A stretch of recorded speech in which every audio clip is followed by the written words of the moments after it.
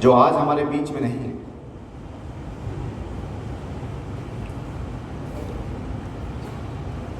लेकिन उनकी इच्छा थी, उनका मन था कि वर्धन बाबा भोलेनाथ का एक विशाल आयोजन हम करवाएं। बहुत लंबा समय लगा क्योंकि पंडित जी का नाम बहुत बड़ा है। प्रदीप मिश्रा अपने आप में एक जगत गुरु हैं, अंतर्राष्ट्रीय कथावाचक हैं। लगभग 6 महीने लगे उनका कथा का समय लेने पर।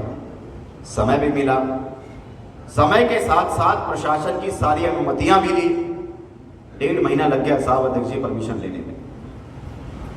और फिर एक विशाल आयोजन की तैयारी भी हमने की। हमें उम्मीद थी कि 50,000 के आसपास की संख्या में शिव भक्त वहां पर मौजूद होंगे। हो सकता है 20-25 हज़ार ज़्यादा हो जाए, उसके हिसाब से हमने व्यवस्था भी बनाई थी।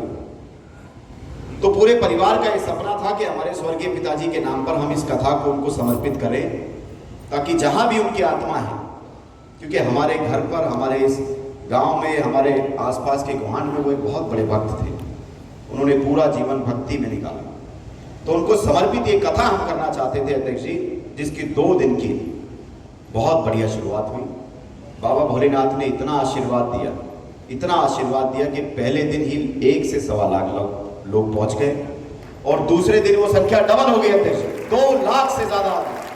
इस गुड़गांव की जनता ने कभी इतने लोगों को नहीं देखा, गुड़गांव की सड़कों ने कभी इतने बड़े जन सैलाब को नहीं देखा, जिससे प्रशासन की और सामने वाली पार्टियों की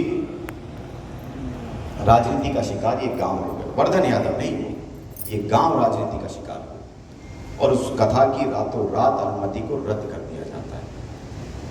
मैं अभी तक इसके बारे में कुछ ज्यादा नहीं बोल, लेकिन इतना कहना चाहता हूं साहब, जो लोग धर्म के नाम पर एक बाबा भोलेनाथ की कथा को भी हमें करने से रोक सकते हैं, ऐसे लोग अगर अब भी आगे जीत करके आएंगे तो आपका और हमारा इस गांव समाज का क्या होगा, ये आप भी सोच सकते हैं।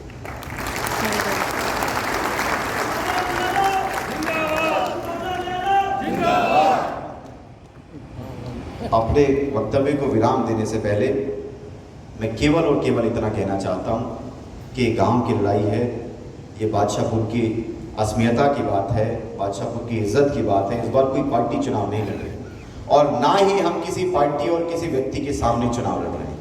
हम अपने क्षेत्र की जनता के लिए चुनाव लड़ रहे हैं।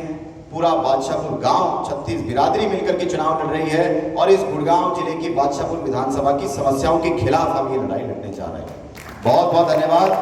जय हिंद, जय भारत, राम राम।